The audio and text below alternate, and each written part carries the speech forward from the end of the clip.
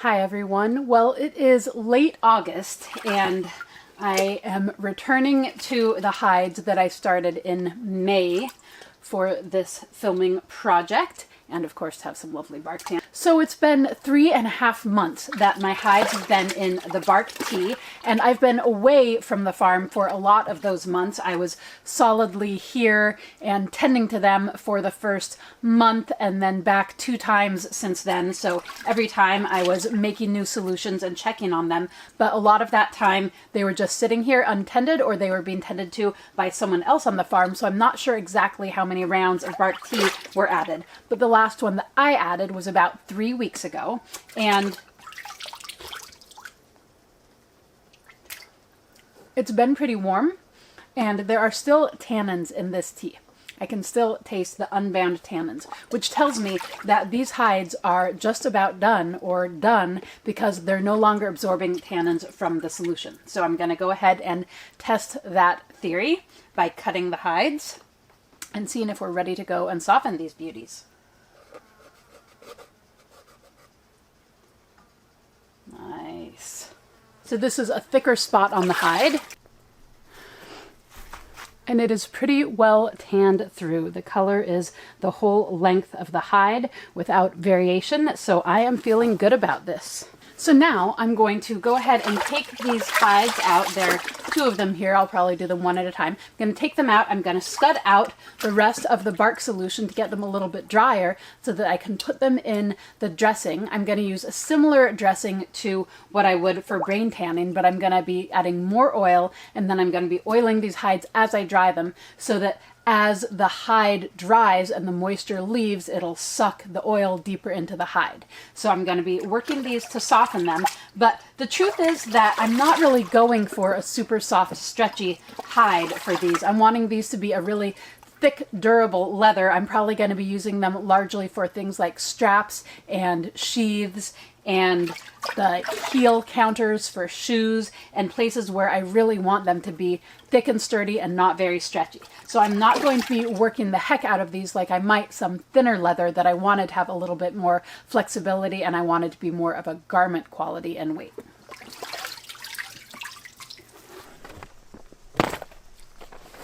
So I'm essentially just going to be squeegeeing this, but I do have the grain on the back side of this hide, so I want to be careful not to press so hard that I could be damaging the grain on the back side.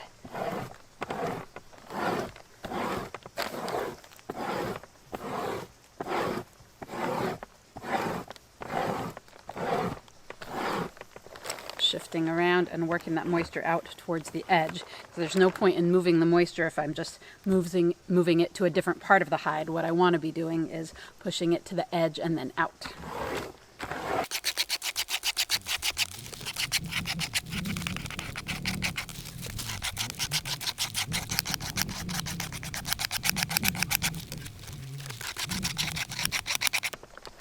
So you can see I am removing a bit of membrane, but mostly it's just moisture that's moving here.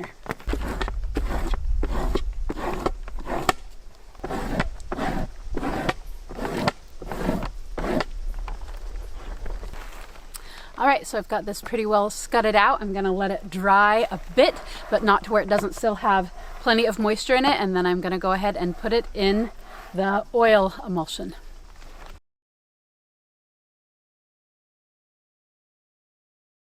All right, so I'm going to go ahead and mix up the oil emulsion. I'm going to use egg yolks, not the whites, mind you, just the yolks, because egg yolks are fatty with fats that are naturally emulsified in water. So they are going to help to emulsify the other oils that I'm going to add to the solution. Heat them up well. So this is going to be more water and more oil than I would use for brain tanning, but very similar otherwise. And some vegetable oil, a lightweight vegetable oil.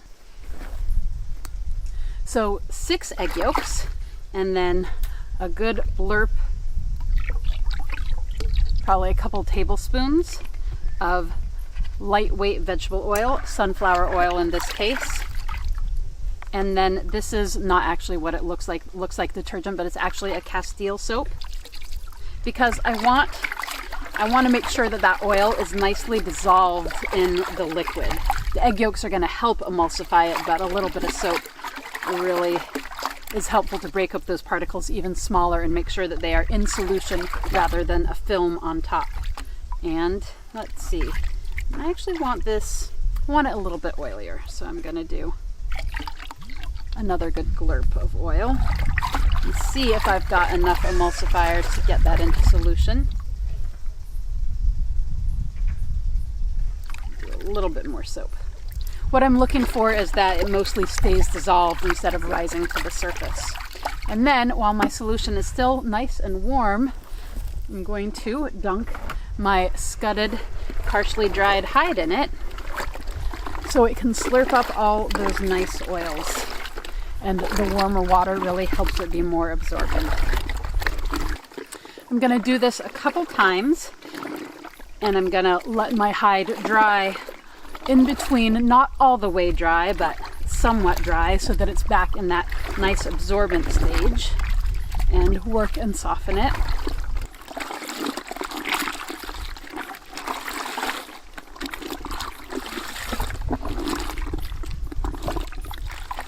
But I don't have to work it constantly like I do with grain tan, because I'm not worried about the glues in there gluing the fibers together. I'm just trying to have the fibers hydrated enough by that oil that they're going to maintain their flexibility and movement and allow the leather to be supple rather than cracking. All right, now I'm going to lay it out somewhere flat to dry, because if I hang it, then all of the oils are going to end up down on the bottom side of the hide, and I want to make sure that they stay where they are, nice and evenly distributed.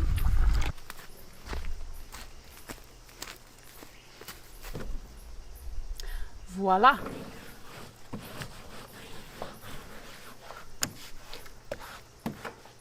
If I want a flatter leather, then I can really make an effort to slick this down against this nice flat surface and let it dry that way, and it's going to tend to be a flatter leather, versus if I draped it over something and it wasn't flat, then it would be a little bit more poochy.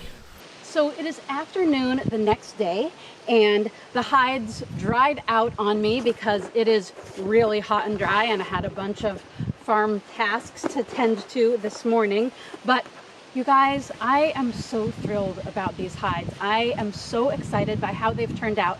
As you probably picked up during my initial stages, I did not have very high expectations of these. They were pretty weird, and they weren't absorbing the tannins very well, and yeah, there was some damage to the grain, and I just thought, nah, these are a long shot, and these will be my learners and not very useful. Well, they've only had one drenching in the oil emulsion, and I'm gonna do another and work them soft, but already I can tell that they are gonna turn out really, really nice. It already feels like really good leather, and I haven't even softened it yet. Just one dunk in the oil emulsion, and check out how I can just work it soft with my hands here. Basically exactly what I was after, which is flexible but not stretchy, and super tough with the grain on there nice. The color is a little bit light because there isn't that much oil in them. So, you know, I'm gonna oil them again, and they're only gonna get better from here.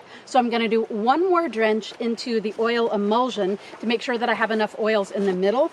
But honestly, I'm feeling really confident that that's going to be the case, and I could probably work these soft now, but I would rather get them a little bit more lubrication inside before I start to really work. So the two grain on hides like this, looking awesome. So let's take a look at the grain off hide that I also started with them. This one is dry in some areas, but still has a little bit of moisture in the middle, which is great because it can give me kind of a feel for how it's turning out. So even though this one is dry and again only had one drench in the emulsion, similar to the other hides, I can already work it pretty soft with my hands, and that's with it dry. And ideally I'd be working it when it still had a little bit moisture in it. So, you know, this hide also is looking great and gonna turn out well. I have to say though, I'm not as thrilled with the grain off bark tan. I've never really felt like that was the most useful product, because the whole thing with the bark tanning is that it's gonna tighten the hide, it's gonna make it less flexible, and it's gonna be a thicker, tougher hide. If I'm after that kind of hide, then I want to have the grain on there, because the grain is going to add that waterproofing and more thickness and toughness. So, you know, it was an experiment because I wanted to try it once, but I think I'm going to have the same conclusions I did before, which is that if I'm going to be bothering to bark tan a hide, it might as well have the grain on there to be more useful for what I'm after. That said, this is also going to be a really nice hide, and I'm super excited to see how it's going to turn out. Hot diggity dog. I am super excited about this bark tanning experiment, and you better believe there's going to be a lot more of them in my future. All right, I'm going to walk you over to the oil emulsion, and while I'm at it, you might as well check out the beautiful garden that those of you who watched the plant introductions saw earlier this spring. It is going off.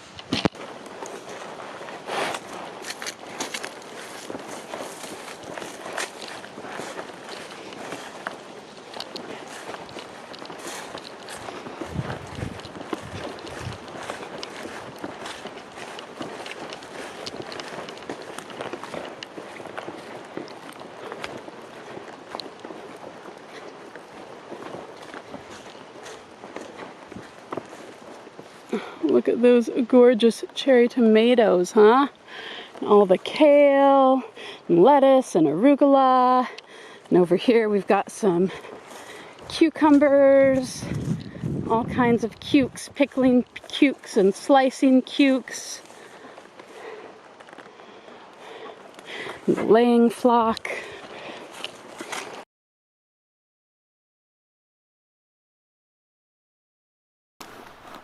All right, back in my oil drench, which is hot water, sunflower oil, a bit of Dr. Bronner's soap, which is a Castile liquid soap, and 6 egg yolks. What I want is to feel it just like instantly soften and slurp up that oil. So I'm just gonna work it in there for a bit until I feel like it's well penetrated by the solution. There's no dry areas left.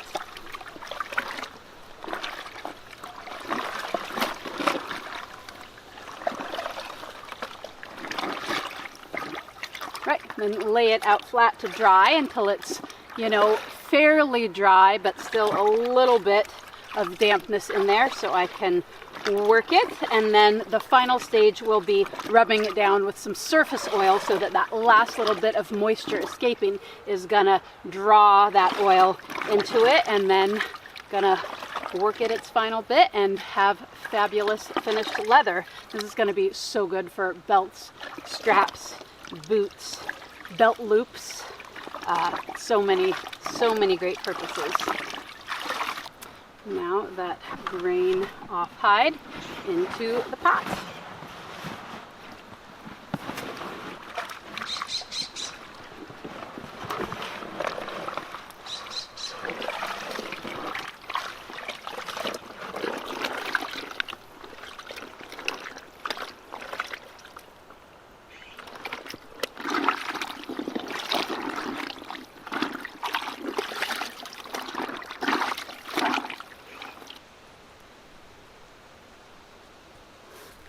Can you see how that color is all the way through? And this piece wasn't oiled at all. This piece was just cut off to check the neck and left out overnight, totally dry and still uber flexible. So this hide is beautifully tanned through. For the neck, the hardest part to get tanned through, to be acting like this hide's gonna be a ringer. So now I'm gonna spread it out so it stays relatively flat, but still has some airflow top and bottom.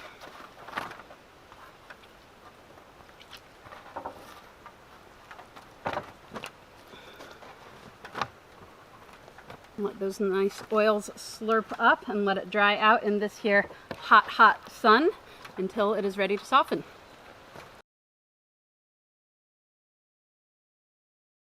So now I'm in the hide working area with my beam and this nice slick table and the stake for staking hides. and revisiting this hide that I have drenched twice and is now starting to get dried out to where it's still got a fair amount of moisture in it, but the edges are starting to get nice and dry, and it's time to work this a bit. So let's take a look at these drier edges. See how the edges are a little bit lighter colored here? That's because they're a little bit drier. And this is interesting. I have some black marks on the back of the hide, so that's probably from where it has touched iron. Might have been laid on a thing to dry it that had iron filings or little bits of rust on it, because tannins react with iron to turn black. And yeah, definitely looks like that is what happened, but luckily it is on the flesh side of the hide. So now I've got a couple different options for how to work this hide, and how I work it is going to have a bearing on the finished leather. So to keep it relatively flat and flexible but not stretchy, I can keep it flat as I work it and just roll it back and forth on itself. So the degree to which I keep it flat as I work it is the degree to which it's going to be a flat finished leather. I can pull it a little bit with my hands, but I don't want to significantly work it other than in the flat, or else it's going to be a little bit poochier and it's going to be more flexible as a finished leather. If I want to have it be as smooth as possible a surface, then I'm going to work it with the grain side against a nice smooth surface like this, or glass even is also traditional. And that's going to give me less of the distinctive wrinkly pattern that grain leather can have. If I'm into that distinctive wrinkly pattern of grain leather, then I can turn it the other way and work it with the grain side up, so that I'm actually rubbing grain on grain, and that's going to be compressing the grain in a way that's going to encourage that wrinkly pattern. So what I'm probably going to do for this leather, honestly, is work it both ways, because I'm not too fussed about the wrinkly pattern. I actually think it's really beautiful, and it's a nice look for boot leather and for straps and such like that. So I'm not going to try to keep the grain super smooth. So I'm just going to be working this hide, and I don't need to do it constantly like I would for brain tan, especially because it still has a good amount of moisture in it. So what I'm going to do is just go over the whole surface of it. I'm going to go a couple different directions, so side angle to side angle, and then the opposite, leg to leg. This is the back, the rump here, so the tail would have been here. And then I'm going to go side to side and top to bottom. And then I'm going to let it dry out a bit more until I work it more.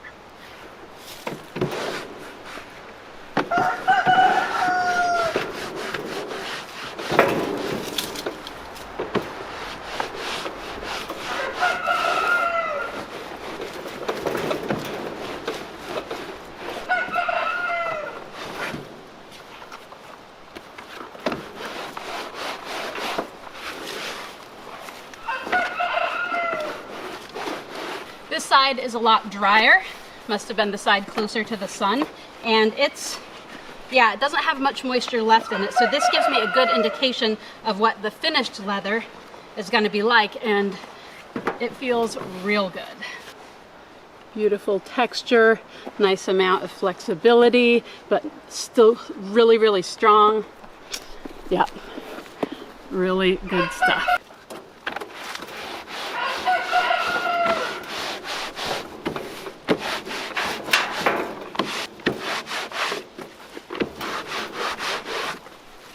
The other softening option, if I want a much stretchier leather, one that's a little bit more drapey and more garment grade for something like a jacket or a skirt, is the staker. Working it all over with this is gonna push those fibers apart a little bit more and give a little bit more overall flexibility and stretch.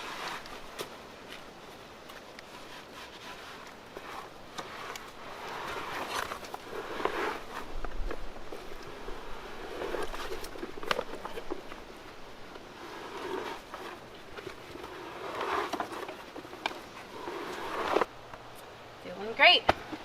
All right. However, I mostly want this to not have that much flexibility and stretch, so I'm gonna mostly work it on the table. All right, and we'll get back to this once it is a little further along in its drying process. I'll probably go over it one more time like this, and then I'll oil it down with a cloth and surface oil and then give it its final working.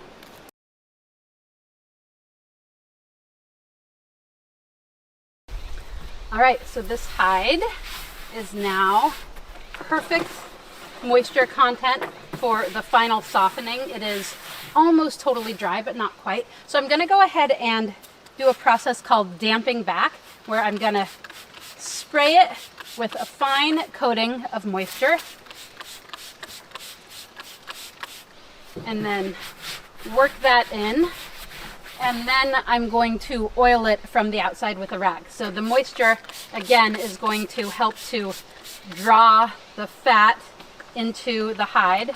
And it's also going to make sure that I don't over oil the hide, because fat and water don't mix very well, right? I'm going to wipe it on, and because it's got a little bit of moisture, it's not just going to totally saturate the hide with oil, which is good because I want a perfectly oiled but not greasy hide to work. For my rag, I'm using a little piece of the grain off hide, which is nice and absorbent. I gotta work fast because that thin coat of moisture dries fast. The first part that I sprayed is already getting dry.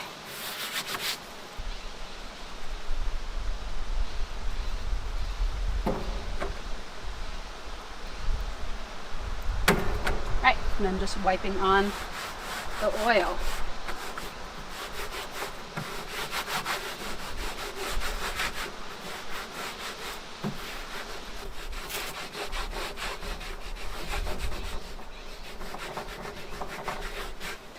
And working it well in, because I want to make sure that it gets the whole thing, and with this wrinkly surface I want to make sure that I'm getting those cracks between the high spots. If the hide seems particularly dry and seems like it needs it, I can also oil it on the flesh side, but that is way more likely to yield a hide that is overly greasy, because the flesh side is so much more absorbent than the grain side. So I think it's more ideal to do just the grain side.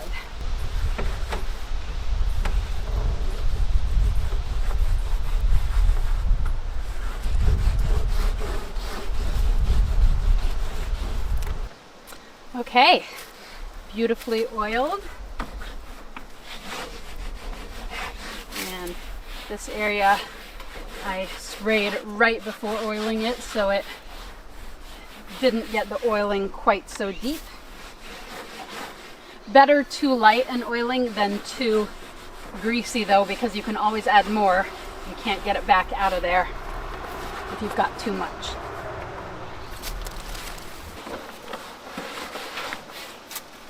Okay, now just rubbing it a bit as it does its final drying process.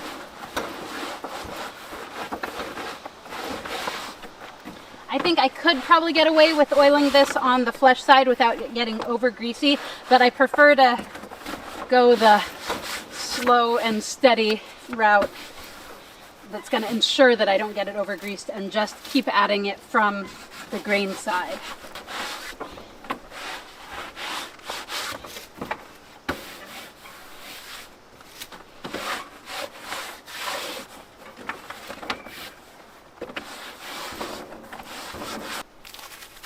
And there we have an absolutely beautiful bark tanned hide. Just the texture that I wanted it.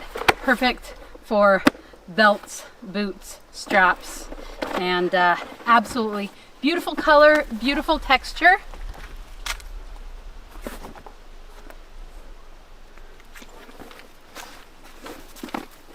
Couldn't be more pleased with how these hides turned out, particularly given the little challenges along the way that made me think I oughtn't be counting on them. The grain off hide is still pretty darn damp from its most recent drenching, and that's actually not a bad thing because this hide is going to be way more absorbent with the grain off, so I cannot just go ahead and oil this one with a straight oil solution. I'll only be doing the drench and the emulsified oil for this to make sure that it doesn't get too greasy. And this rag that was one piece of this is a good example of what would happen with this if it got too greasy. This thing is just like dripping with grease and always will be because it's fully saturated. There's nowhere for the rest of the grease to go. So this one is going to be just slowly dried and worked probably over the steak rather than on the table, because that's just the nature of this leather. It's going to be a little bit more soft and loose and stretchy because it doesn't have the grain on. Okay friends, it is the moment of truth. All 3 hides that I started for the bark tan class demos in the spring are done, and they all turned out beautifully. 3 hides that were all a little funky for different reasons, and now I have 3 beautiful pieces of bark tanned leather, 2 with the grain on, 1 with the grain off.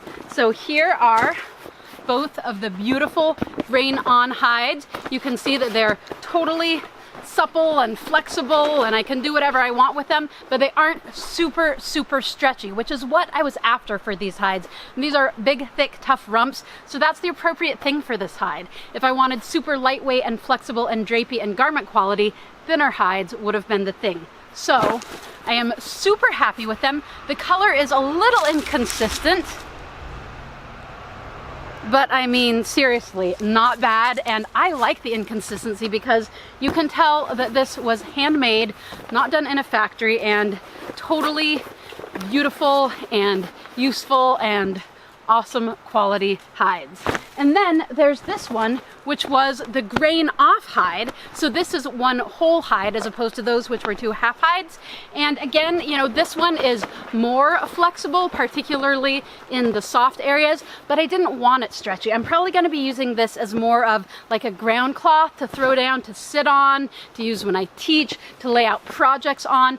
The point of bark tan is to have a tighter and less flexible but not stretchy, and kind of more substantial feeling leather. So that is what I got with this. I will say that pretty much I feel like for any purpose that I would want a bark tan hide, I'd want to have the grain on too. So this was an experiment and a demo, and I didn't know that it had the grain off when I was soaking it up to use, and decided to go with it anyway just to see how I felt about it and how it turned out. And it confirmed what I pretty much thought, which is meh, grain off bark tan, not so much my thing. It doesn't seem as practical, but still very happy with it. It did take up tannins better and was easier to soften than these other hides, so it has those going for it. Super great, and yeah, I'm very excited to finally have wrapped up these projects and be able to share the exciting conclusions and results with you guys. Thanks so much, everyone. Thanks for your enthusiasm about this and really wanting to see all the parts, and good luck with your own bark tanning projects. And remember, if you want one-on-one mentoring with me through your projects, to contact me via Sage FM, where I offer video consults on all of your hide tanning and other skills related questions.